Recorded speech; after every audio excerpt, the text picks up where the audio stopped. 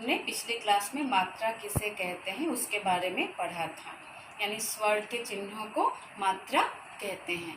यानी जब हम व्यंजन वर्ण में स्वर की अलग अलग मात्राएं लगाते हैं तो उसका रूप बदल जाता है और उसमें हम स्वर की मात्रा लगा देते हैं। ठीक है, तो देखो अ की कोई मात्रा नहीं होती है। देखो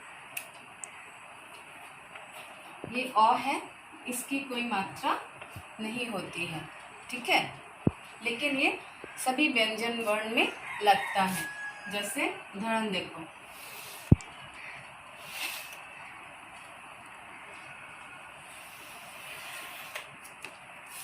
ये सारे स्वर हैं, ये मात्रा। ठीक है, ये उदाहरण, यहाँ पे उदाहरण। उदाहरण माने एग्जाम्पल। अ की कोई मात्रा नहीं होती है, लेकिन अ सभी व्यंजन के साथ लगता है। जैसे देखो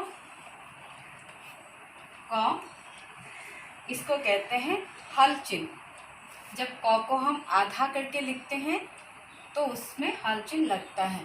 क हलन जो अ। जब ये अ क के साथ मिल जाएगा, ये हल चिन्ह हट जाएगा। तो ये हल चिन्ह हट जाएगा, अ लग जाएगा।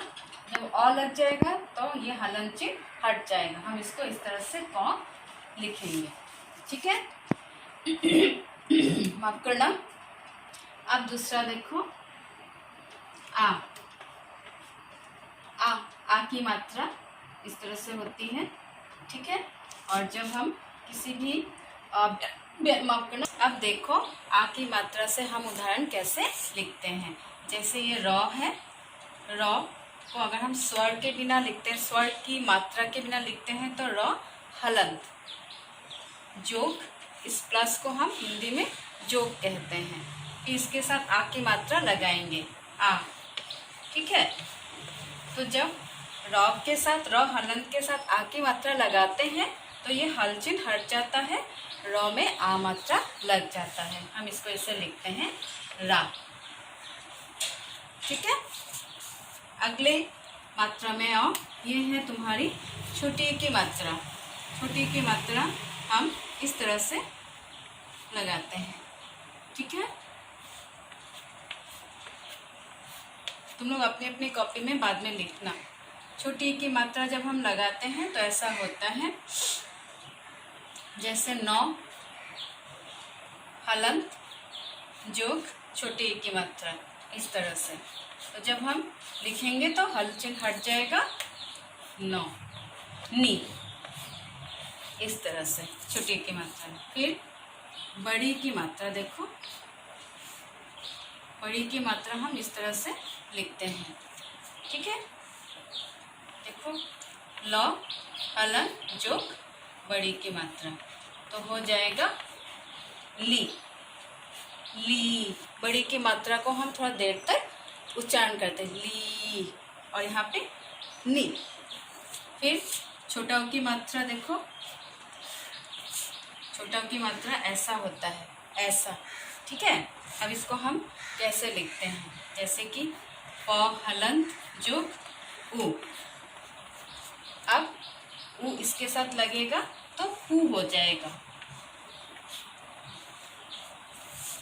ठीक है, अब हम चलते हैं बड़ाऊ की मात्रा। ये है बड़ाऊ, इसकी मात्रा जो है इस तरह से हम लिखते हैं। देखो ये है झ हलन जो बड़ाऊ, मिलके क्या होगा, झूठ या झूठ, इस तरह से। ठीक है, नेक्स्ट में आओ री। यह है री। री का चिन्ह जो है ऐसे होता है। ठीक है, हम उदाहरण देखते हैं, जैसे नौ जो री, इसको हम इस तरह से नौ के नीचे री की मात्रा लग जाती है। ठीक है, अगले आओ ए। ए की मात्रा जो है एक मात्रा होती है ए। जैसे क हलन जोग ए, क के ऊपर ए की मात्रा लग जाएगी के, इस तरह से। फिर आई, आई की मात्रा दो मात्रा होती है, इस तरह से एक, इस तरह से एक, आई की मात्रा। अब हम उदाहरण लिखेंगे। जैसे श हलन जोग आई, इसको कहते हैं ए, इसको कहते हैं आई, दो मात्रा लग जाएगी शई, इस तरह से। इसके बाद आओ ओ,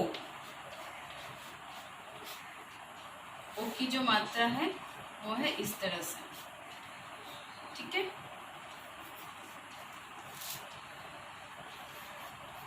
ब हलन ल, ओ माफ करना, ब नहीं है, ब हलन ओ हो जाएगा, ओ की मात्रा लग जाएगा बो, ठीक है। लास्ट वन औ, अंतिम वाला है औ, ठीक है।